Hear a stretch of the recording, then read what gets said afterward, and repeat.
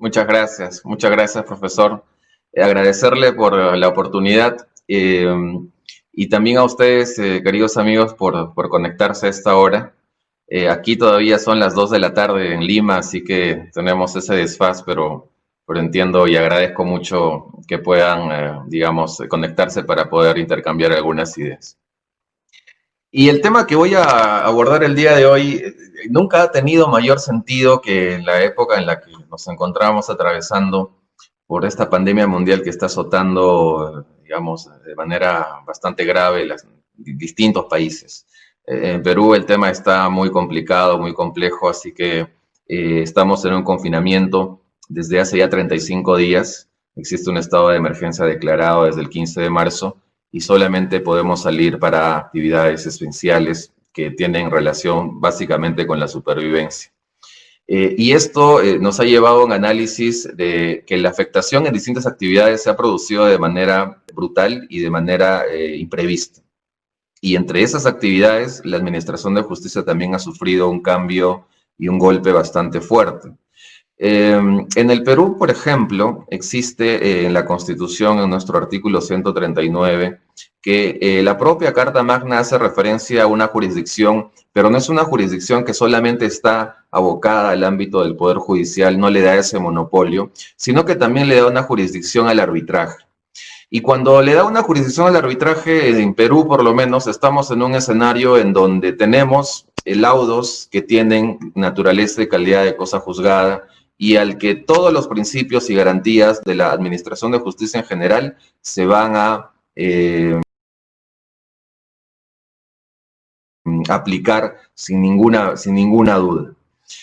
Sin embargo, en otras realidades y en otros países de Sudamérica, los textos constitucionales no hacen referencia al arbitraje como una representación del término jurisdicción.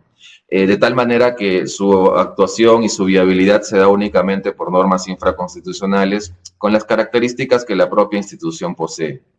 Fuera de eso, en el ámbito internacional, cuando se habla, por ejemplo, de arbitraje de inversiones, tenemos un escenario en el que digamos, no existe una geolocalización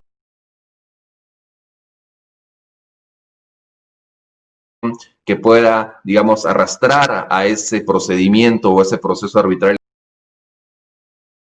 específico a determinada aplicación normativa de determinada jurisdicción, con lo que es como que en un escenario en el que puede moverse sin ninguna limitación, sin ninguna complejidad, porque efectivamente en esos casos tenemos que las partes han, digamos, diseñado no solamente el aspecto de cómo es que se va a responder o resolver el fondo del asunto, sino todo el procedimiento en sí. Entonces, esta divergencia en administración de justicia pública y privada me lleva a una primera reflexión que está representada en la dura realidad de que el Poder Judicial, es decir, la Administración de Justicia Pública, no ha podido soportar como el arbitraje estos tiempos de pandemia, estos tiempos de estado de emergencia. De hecho, yo me atrevería a decir que la salud del arbitraje ha sido mucho más potente, los mecanismos de defensa y su inmunidad ha sido mucho más fuerte en comparación al Poder Judicial para hacer frente a las circunstancias por las que nos estamos atravesando, venimos atravesando el día de hoy. Y eso está, digamos, relacionado de manera directa a los principios que inspiran cada tipo de proceso. Porque si uno va a entrar al análisis del proceso judicial civil, vamos a entrar a un análisis, digamos, de que el principio de la formalidad, el formalismo, el ritualismo que está, digamos, alimentando estos procedimientos, estos procesos, va a ser la regla general y que todas las partes tendrán que observar sin ninguna duda el contenido del código procesal que va a regir esa materia. Sin embargo, eso no ocurre en el arbitraje, porque a diferencia de lo que ocurre en la justicia pública, en la justicia privada lo que tenemos no es el principio de formalidad o ritualismo, sino que tenemos el principio de flexibilidad. Y el principio de flexibilidad permite que las partes puedan diseñar no solamente las reglas de su propio proceso al inicio de que esté, digamos, presente, sino que, como está ocurriendo ahora, en el transcurso de las actuaciones arbitrales, las propias partes pueden proponer al tribunal algunas alternativas para que estas actuaciones continúen y que no se detengan. Ahora, por ejemplo, todos estamos confinados, nadie puede salir si no es para atender necesidades esenciales, pero claramente estamos en un escenario en el que el arbitraje o al arbitraje eso no le importa, porque tenemos mecanismos que nos permiten a nosotros como árbitros o como abogados de parte poder continuar con las actuaciones arbitrales. Esta reflexión, sin ninguna duda, va a abrir el debate y la discusión en torno a otro aspecto que resulta fundamental. Porque hasta hace algunos años existía una tesis y un debate en relación a la posibilidad de aplicar tecnología al arbitraje o a la posibilidad de aplicar tecnología, siendo más concretos, a las actuaciones arbitrales. Y lo que ocurre en esos casos, debido al intercambio de comunicaciones digamos, de muchas personas, de muchos árbitros jóvenes y ya no tan jóvenes, era que existía cierta, digamos, resistencia a poder llevar actuaciones arbitrales a través de medios tecnológicos, justamente por la posibilidad de que se puedan presentar problemas como por ejemplo el que tuvimos hoy en la mañana, en donde la conexión o tuvimos problemas de conexión que hicieron que la cita que teníamos a las 11 de la mañana, hora de ustedes, y 9 de la mañana, hora Perú, no se pudiese llevar a cabo.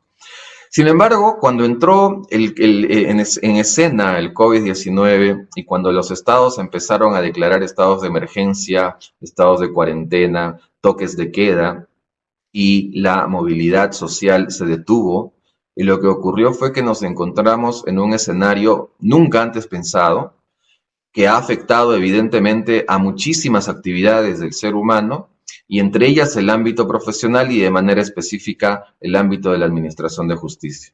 Por ejemplo, en mi país, el sistema de administración de justicia público se ha detenido casi en un 100%.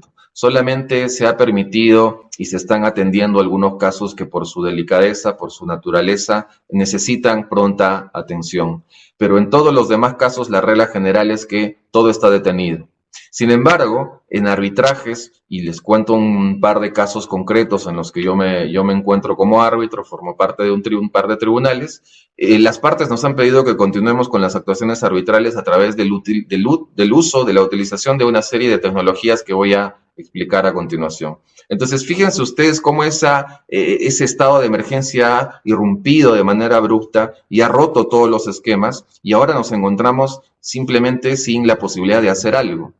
Evidentemente, en materia arbitral existen casos, como los que voy a comentar, en donde eso no ha sido, digamos, una razón para que las actuaciones arbitrales se puedan seguir desarrollando. Ello no ha sido, digamos, no ha sido objetado por las partes del proceso.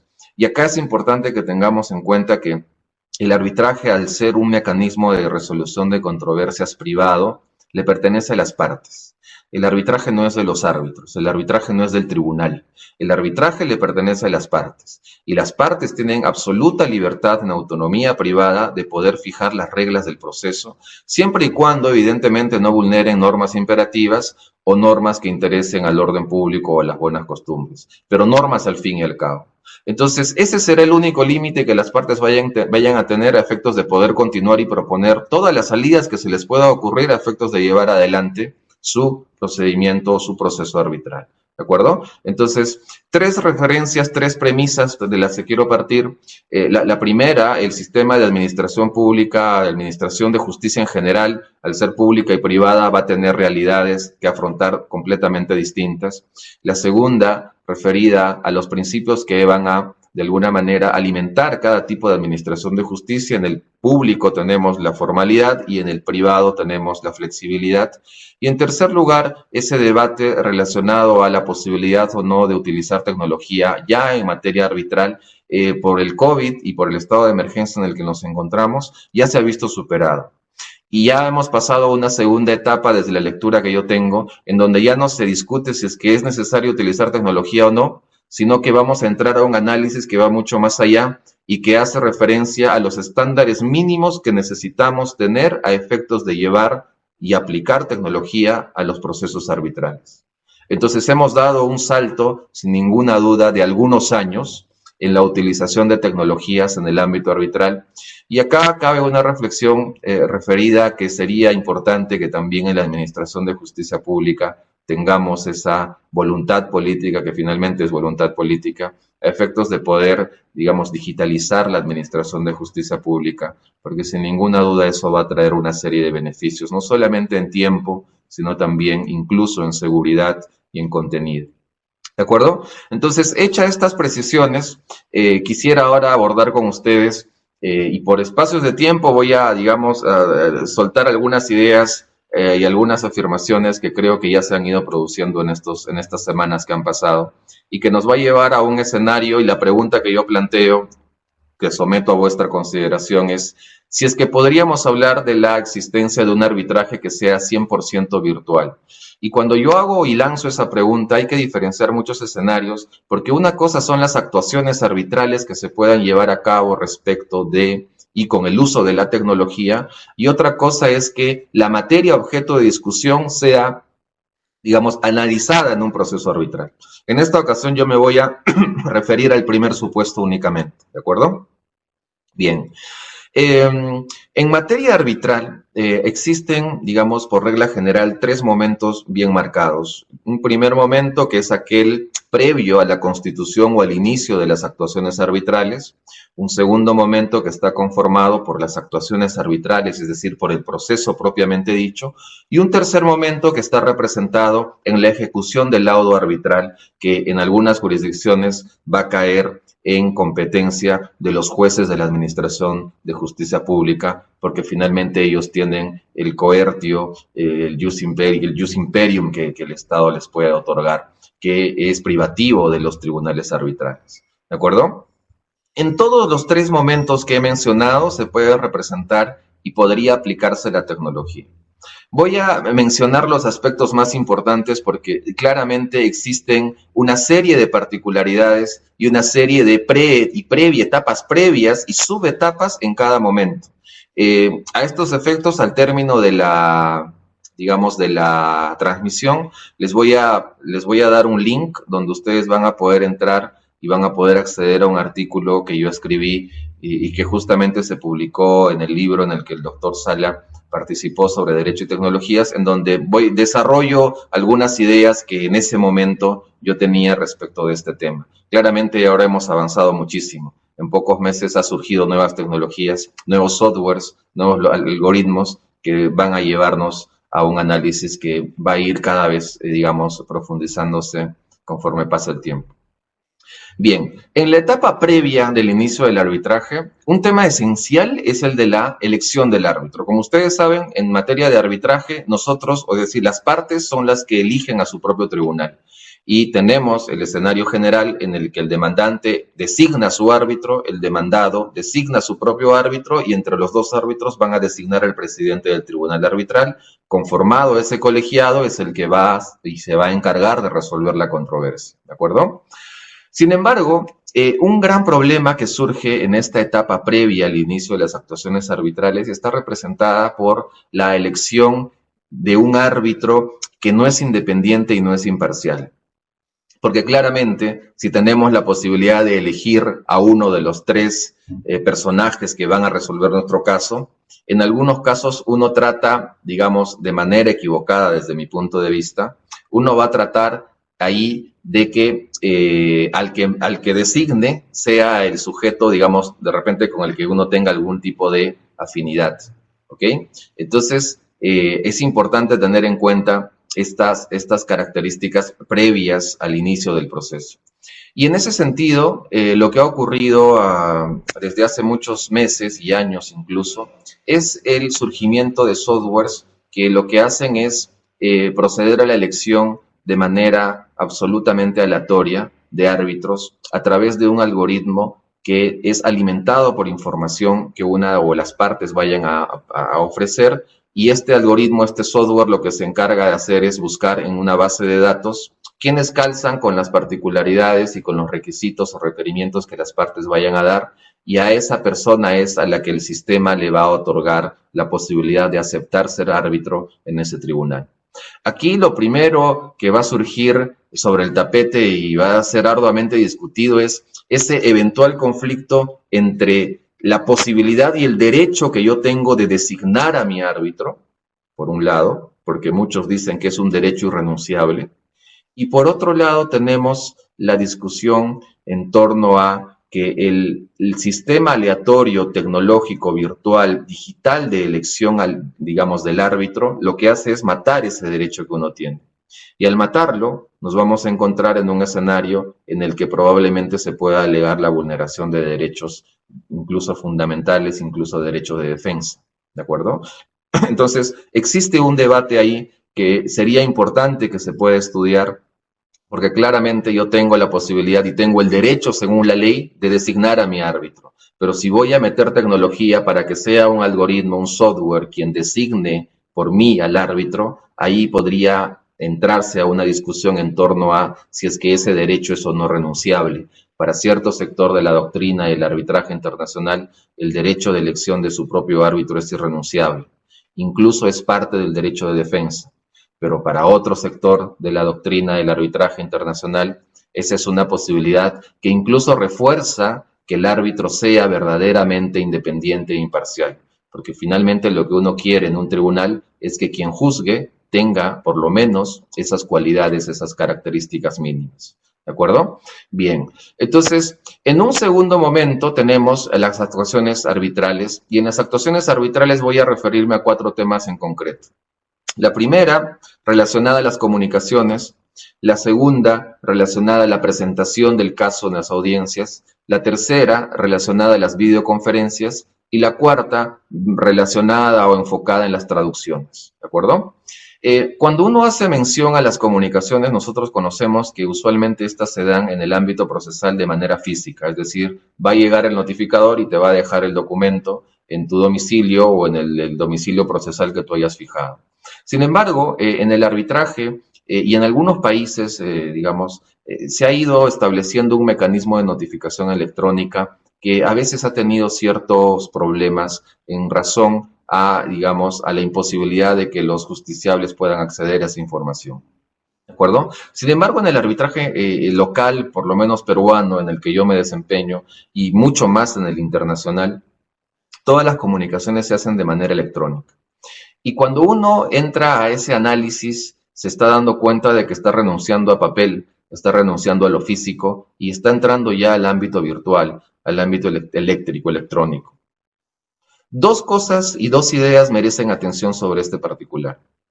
La primera es que las partes pueden fijar evidentemente que esto sea así a través de las reglas que se vayan a establecer al inicio de las actuaciones arbitrales.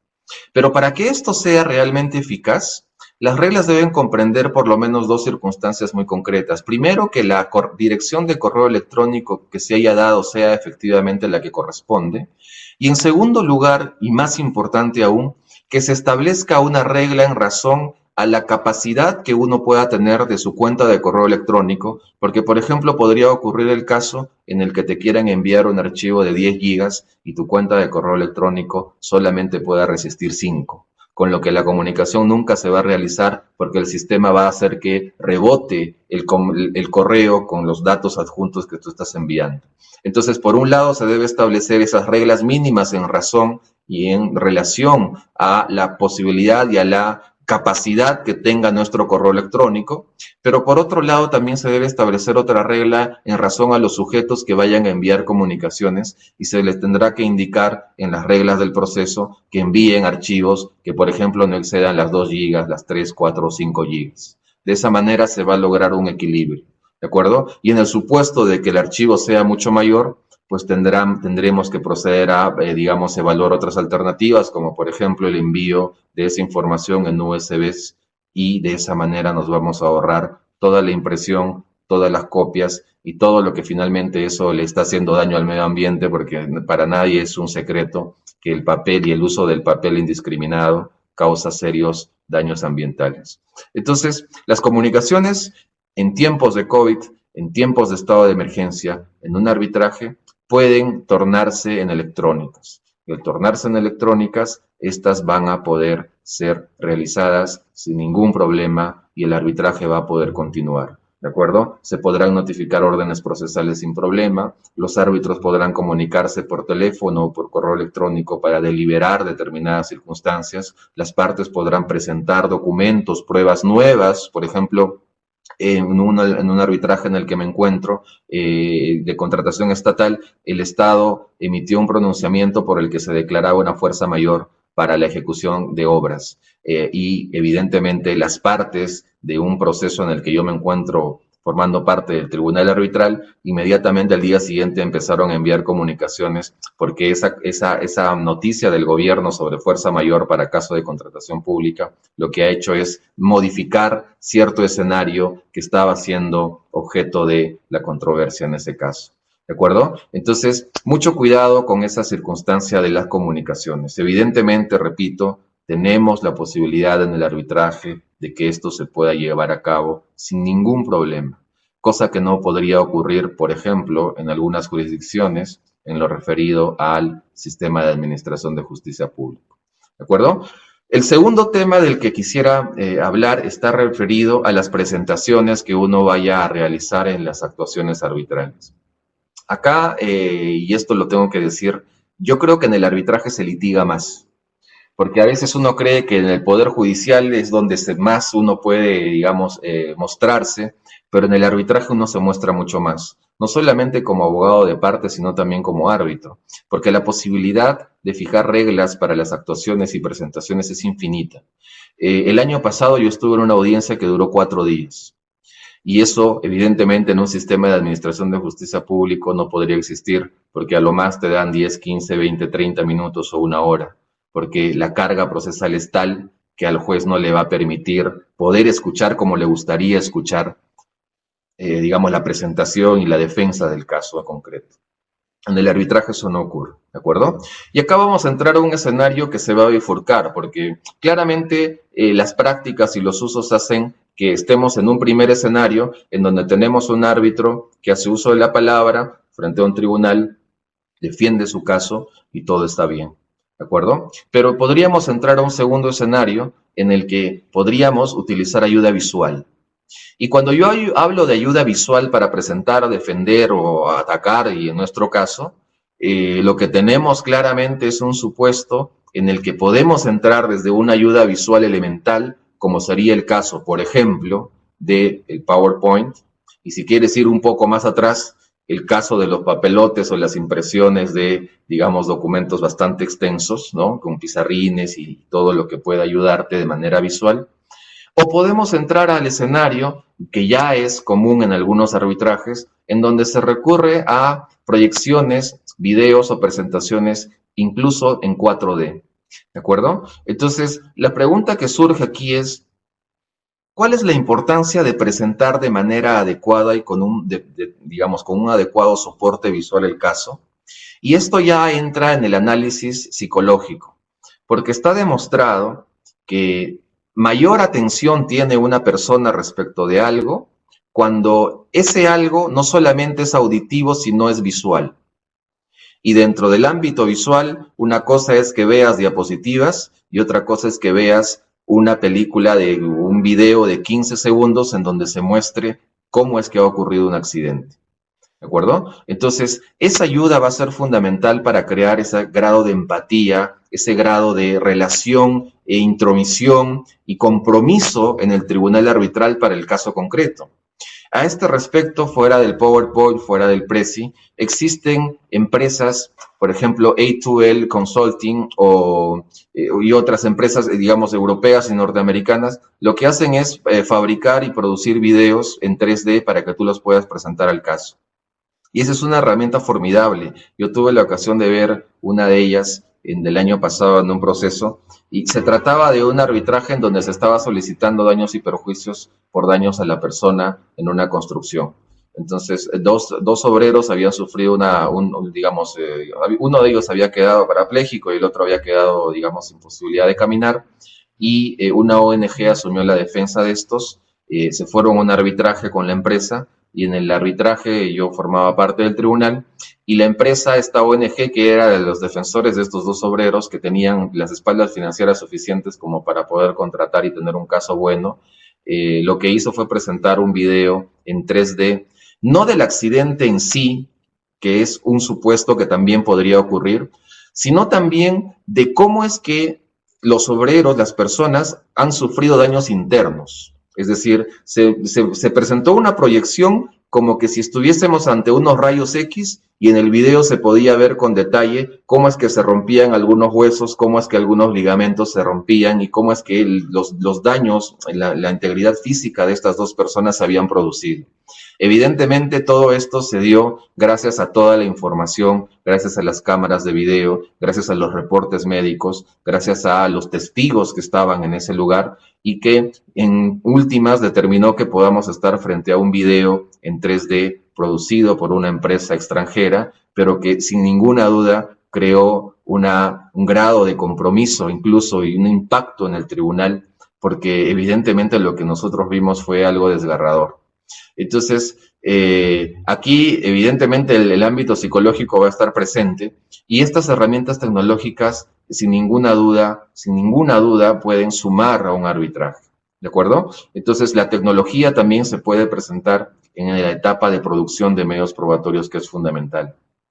Otro aspecto importante a mencionar en la misma etapa de producción de medios de prueba son los software y los algoritmos y los programas que determinadas empresas han diseñado para que puedan encontrar información. Yo me acuerdo que uno de los primeros arbitrajes que tuve, cuando llegó la demanda llegó en 10 cajas y cada caja tenía más de 1000 folios, es decir, más de 10.000 folios que se tenían que analizar. Y cuando nosotros corrimos traslado de esa demanda a la contraparte no presentó y ni siquiera solicitó una ampliación del plazo para contestar la demanda por el tiempo que le iba a tomar analizar toda esta información, sino que lo que esta otra parte y la de parte demandada tenía era un software que, alimentándola con determinada información, lo único que necesitabas tú era escanear los documentos y el programa se encargaba de buscar oraciones, palabras, frases, referencias, ideas en general, y ese sistema te botaba los documentos en donde esa referencia se podía ubicar. Y en ese caso llegamos a la conclusión, gracias al ofrecimiento de la contestación de demanda de esta otra parte, en donde casi el 95% de los documentos que se habían presentado nada tenían que ver con el caso en concreto, sino que simplemente lo estaban presentando a efectos de entorpecer la defensa de la contraparte.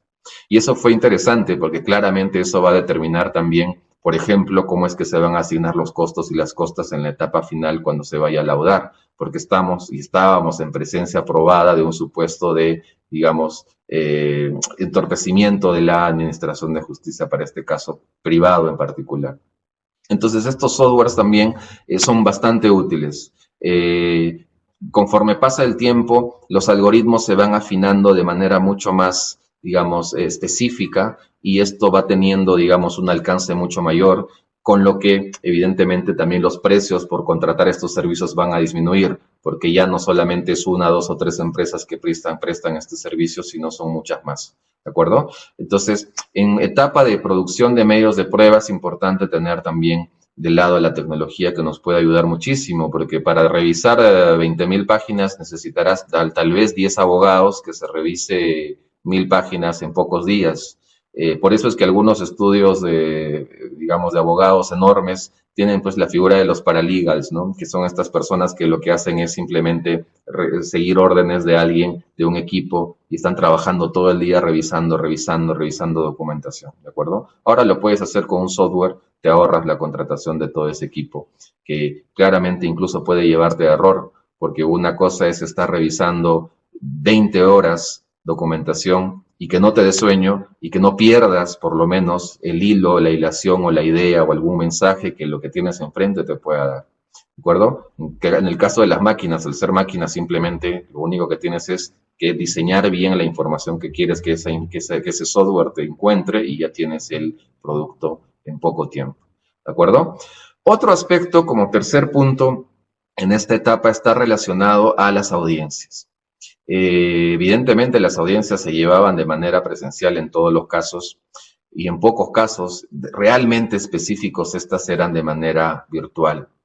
Pero ahora lo que ocurre es que gracias, digamos, porque hay que agradecerlo de alguna forma, al estado de emergencia, a la pandemia por la que estamos atravesando, los tribunales arbitrales se han reinventado y, por ejemplo, yo la semana pasada tuve 2 audiencias de manera remota, de manera virtual. Una, que es una audiencia de ilustración, y otra, una audiencia de alegatos finales. Entonces, la audiencia se llevó a cabo sin ningún problema y fue increíble porque nadie tuvo que salir de su casa y estábamos frente a abogados que defendían su caso, pudimos hacer todas las preguntas que quisimos y la audiencia se llevó a cabo sin ningún inconveniente. Y eso evidentemente fuera del ahorro de los costos, claramente también representa un ejemplo evidente de protección a la salud, porque si no nos veríamos de repente en algún supuesto expuestos a que podamos contagiarnos, porque en un salón pequeño con 20 personas o con 15 o con 10 existe cierto margen de que uno pueda contraer la enfermedad. Sin embargo, estando en casa, eso no ha ocurrido. Y en este punto es importante, amigos, que ustedes tengan claro que ya hay en el arbitraje y en el derecho procesal en general el concepto de soft law, ¿no? Que está representado en ese conjunto de herramientas, de documentos, de lineamientos, de guías, de manuales que han sido trabajados por organismos internacionales o locales del más alto nivel y que lo que hacen es darte una serie de pautas, una serie de recomendaciones para que frente a determinados casos concretos tú sepas cómo actuar, ¿no? Por ejemplo, la International Bar Association es una entidad bastante reconocida a nivel mundial que siempre está sacando nuevas guías, nuevos lineamientos, ¿no? Ustedes recordarán los lineamientos sobre el conflicto de intereses, que es muy conocido. Posteriormente sacaron otro que es este lineamiento o estas guías para la actuación de medios de prueba, en donde se hace referencia también a la posibilidad de tener audiencias por medios virtuales. Y en marzo de este año se emitió el protocolo de Seúl, que es un protocolo, el protocolo para videoconferencias en el arbitraje internacional. Yo escribí una breve nota sobre este protocolo que la publiqué hace unos días en un portal que se llama CR Global, que es un portal bastante conocido sudamericano que solamente se enfoca en temas de arbitraje. Y ahí yo daba cuenta de cuáles eran las ventajas de este protocolo, porque la verdad es que básicamente te está diciendo cómo tienes que llevar a cabo una audiencia por medios virtuales. Y es una maravilla, porque te ahorra todo ese trabajo previo de fijar las reglas, porque evidentemente para llevar una audiencia por medio virtual, nosotros como tribunal, de repente, a sugerencia de las partes o nosotros por nuestra propia iniciativa, tenemos que fijar determinadas reglas. Y no solamente reglas en razón a cómo es que se va a llevar a cabo esa audiencia virtual, sino más aún en razón al soporte técnico y a los requerimientos técnicos mínimos, que ya es un tema enteramente, digamos, de ingeniería de sistemas. Porque si es que no se tienen esos estándares mínimos, que es lo que decía al inicio de mi intervención, ya no se discute la viabilidad del uso de tecnologías en arbitraje, sino lo que se discute ahora es los estándares mínimos del uso de la tecnología en el arbitraje, que es un segundo paso. Entonces, estos protocolos y este protocolo de Seúl en concreto establecen sus anexos, en su anexo, una serie de consideraciones que ya son técnicas. Evidentemente nosotros no las vamos a entender porque son técnicas. Entonces, esa parte claramente va a ir al técnico, a la persona que se vaya a encargar de todo este soporte, que sin ellos esto no podría ser posible. La verdad es esa, ¿no? Entonces, recomiendo la lectura de este protocolo, muy interesante. Recomiendo también la revisión de estos lineamientos de la IVA. En la propia página de la IVA hay todo un capítulo en la página web, un espacio en donde se hace referencia al uso de tecnologías en el arbitraje, que recomiendo vivamente porque tiene valiosa información que podría sernos de gran utilidad. ¿De acuerdo? Entonces, las audiencias, ningún problema, estas se pueden llevar de manera remota. Y finalmente, en etapa de actuación arbitral, es importante mencionar también el tema de las traducciones. En el arbitraje internacional, esto, digamos, es un aspecto a considerar porque claramente podemos estar ante árbitros y partes que manejan distintos idiomas, pero como ustedes y yo sabemos, a veces la traducción o en la traducción o el entendimiento de un idioma que no es el nuestro, se pierde ciertos matices, ¿no? Digamos, ciertos guiños que a veces pueden determinar ir por uno u otro camino en el entendimiento de lo que se nos está tratando de decir. En ese sentido, también gracias al desarrollo tecnológico, podemos ahora estar frente a traductores que pueden ser, digamos, virtuales y que te dan una traducción en línea en tiempo real, y eso claramente ayuda a que las actuaciones arbitrales se puedan llevar a cabo sin ningún problema. Yo no tengo ninguna duda de que en pocos años ya no vamos a necesitar aprender muchos idiomas, porque bastará tener un celular para que podamos utilizar determinada aplicación y vayamos al país al que vayamos, podamos tener una traducción en tiempo real con otra persona, con nuestro interlocutor. De eso no me queda ninguna duda. De hecho, si ustedes, por ejemplo, han entrado al Google Translator, hasta tienes la opción de poder traducir fotos. Es decir, ya no tienes que estar tipeando todo el texto de lo que quieres traducir de un idioma a otro, sino que basta que le tomes una foto o basta que pongas la cámara sobre determinado texto para que automáticamente el programa, el software, traduzca en tiempo real eso que tú no entiendes porque está en otro idioma. En el arbitraje eso también es, digamos, se está yendo en ese camino, se está trabajando mucho en ese aspecto. Y aquí sí es importante mencionar claramente que la traducción, digamos, por una persona, por un intérprete, se puede realizar o de manera continua, es decir, por ejemplo, yo hablo sin interrupción y existe una persona que es el traductor y ustedes están con los audífonos y están escuchando la traducción corrida. Pero también el otro sistema que a veces es mucho más preferido es aquel de la traducción por oraciones, ¿no? En donde yo digo algo, el traductor entiende lo que yo digo, luego yo me callo y ese traductor va a tener que traducir lo que yo acabo de mencionar. En ambos supuestos pueden producirse problemas, porque claramente la traducción, al ser una profesión, porque uno estudia años para eso, también merece un análisis en relación a los términos técnicos que uno está utilizando, y en derecho tenemos muchísimos tecnicismos que a veces son complicados de ser traducidos. Entonces ahí la tecnología nuevamente entra para que pueda afinarse poco a poco y esto pueda llevarse a cabo sin ningún problema. ¿De acuerdo? Y bueno, finalmente la última etapa post-arbitral, que es la de reconocimiento y la ejecución de laudos, que ya sería el tercer momento por el que pasa un arbitraje, en donde también la tecnología se podría aplicar, ¿no? Aquí, ya por un tema de tiempo, ya no voy a hacer referencia a eso. Aquí tiene mucho sentido, por ejemplo, la aplicación del blockchain o el supuesto, por ejemplo, de los smart contracts, que ya son y están siendo utilizados en otras jurisdicciones. Entonces, amigos, como ven, el arbitraje se nutre, utiliza mucho las herramientas tecnológicas, más aún en estos tiempos. Yo nunca he visto tanta afinidad y tanta aceptación para utilizar tecnologías como en estas últimas semanas, que por lo menos nos encontramos en este estado de emergencia y eso nos impide desarrollar nuestras actividades sin problema. Entonces, claramente ahí estamos ante un escenario en donde esto va a seguir avanzando, las tecnologías van a seguir mejorando, los algoritmos van a seguir desarrollándose, van a afinarse cada vez más, los softwares van a seguramente ir apareciendo nuevos y dejándose en el desuso algunos, pero lo que sí debe quedar claro es que dos reflexiones finales, una en relación al necesario diálogo que nosotros como abogados necesitamos tener con los programadores. Ese diálogo es inevitable y es absolutamente necesario. Y eso me lleva a afirmar que tal vez el futuro les pertenezca a los programadores, porque ahora en realidad hasta incluso, no sé si ustedes han escuchado las noticias, para digamos, evitar el contagio del virus, se está recurriendo a monitorear a través de los celulares que tiene cada sujeto, a dónde es que va, y si es que estás yendo a un lugar al que no debes ir, te mandan una alerta. Si es que, por ejemplo, has cruzado o te has pasado con una persona que estaba infectada y tú no lo estás, te llega una alerta del celular y te dice, hace 3 minutos acabas de cruzar con una persona que tenía el virus, por favor ten cuidado, toma estas medidas de prevención, etc.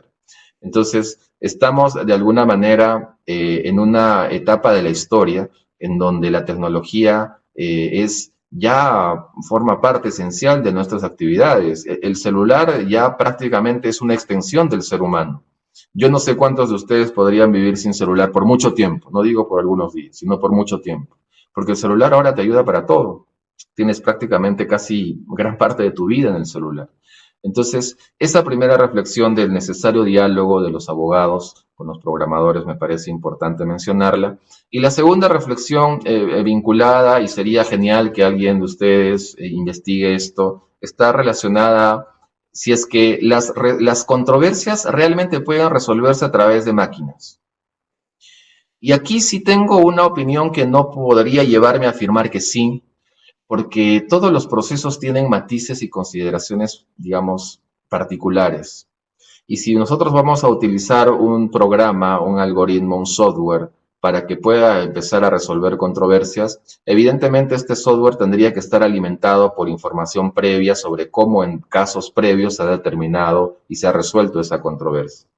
Pero existirán algunos conceptos en el derecho que no van a poder ser leídos de manera, si se quiere, unívoca por un software. Por ejemplo, yo siempre pregunto y pongo el caso en el que cómo un software o una inteligencia artificial podría aplicar una buena fe a determinada controversia, considerando que el principio de la buena fe pues tiene muchísimas manifestaciones, muchísimas aristas y sin ninguna duda se tiene que analizar en el frente del caso concreto. ¿De acuerdo? No niego que esa posibilidad pueda darse en el futuro.